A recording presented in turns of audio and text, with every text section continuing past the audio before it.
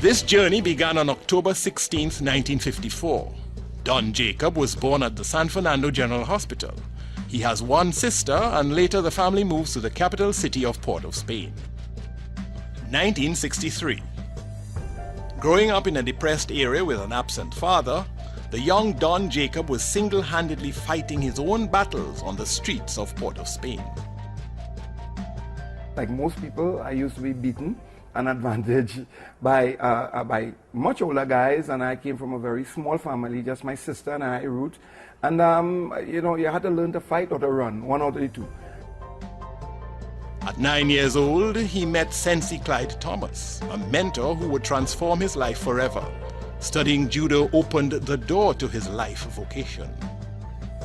My first sensei, Sensei Clyde Thomas, and out of all my senseis, I would say perhaps he is the most important, because there's no second chance for good first impression.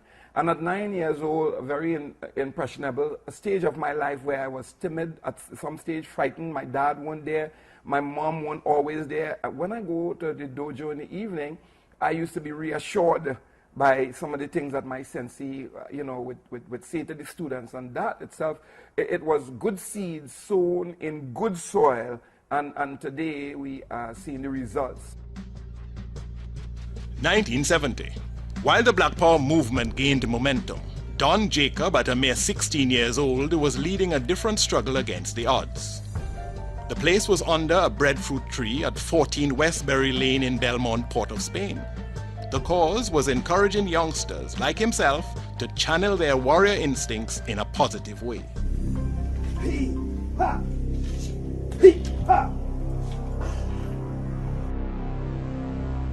Well, my first view of martial arts was one time when Professor Jacob, I was in about third form in Tranquility, and he came with some of his students and they did a demonstration. I mean, that was just what I wanted, because I was PV, I was small and lightweight, so people always used to pick on me. And when I saw a professor was training around them guys and things, I said, that is what I need.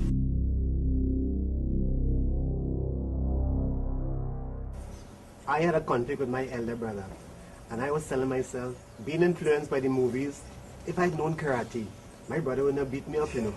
So I went to play with Dragon and met Professor Jacob, who was a sensei at that time. And Sensei Jacob asked me, so why do you want to learn karate? I said, my brother beat me up. Rather beat him up, and if I know this, I'd be able to take him down and beat him up. And then Professor put me to sit down and told me that karate is not about beating up people, it's about beating up the evil within you, and you need a lot of discipline.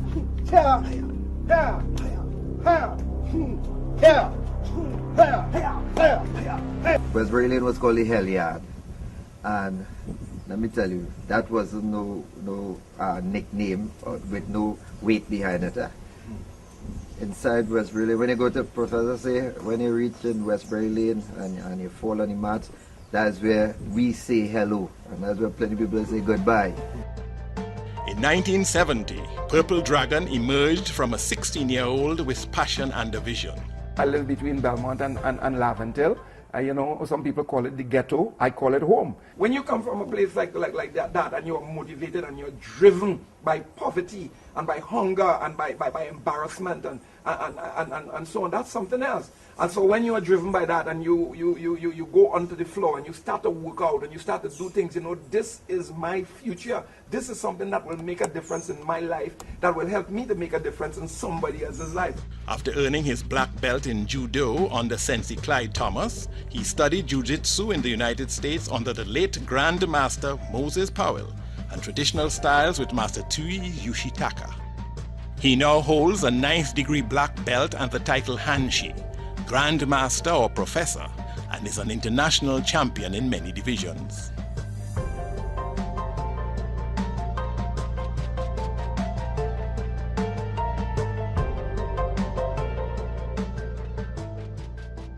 Professor Don Jacob has studied martial arts for over 4 decades and has developed Don-Jitsu. Don-Jitsu has a philosophy to it that sorts of is the backbone to what we do, what we think, and how we behave. Don-Jitsu Ryu was started in Trinidad and Tobago. It's a part of Taekwondo. It is a part of some styles of Jiu-Jitsu. It's a part of wrestling. It's a part of boxing. It's a part of Goju-Ryu, Kyokushinkai. It's a part of a lot of different styles that people took apart and formed their own style. And Don-Jitsu is really bringing back some of those things when we examine what we're doing now. What people call in MMA, or they call in mixed martial arts. And so this is what we have been doing for years and years and years. Don-Jitsu Ryu itself has a different rhythm. It has a different energy, and it has been tested by a process of elimination all over the world. So the whole Don-Jitsu Ryu system is a philosophy as a roadmap that will help structure any positive person's life in such a way that almost as though they're bound to be a success, or they're bound to be better now than how they were. Today, Don-Jitsu is taught at some 45 dojos spread across Trinidad and Tobago, the Caribbean, North America, the United Kingdom, and Australia.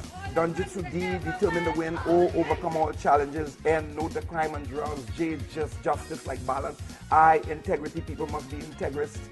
None of our exercises are done without a mindset prior to starting. So the mindset is what you want to be, how you intend to achieve that, and then you put this thing in your mind. And when you start to work, you're working on this thought to be this, not just, well, I want to knock somebody out, I want to win a trophy, I just want to be known, this I want to be, I want.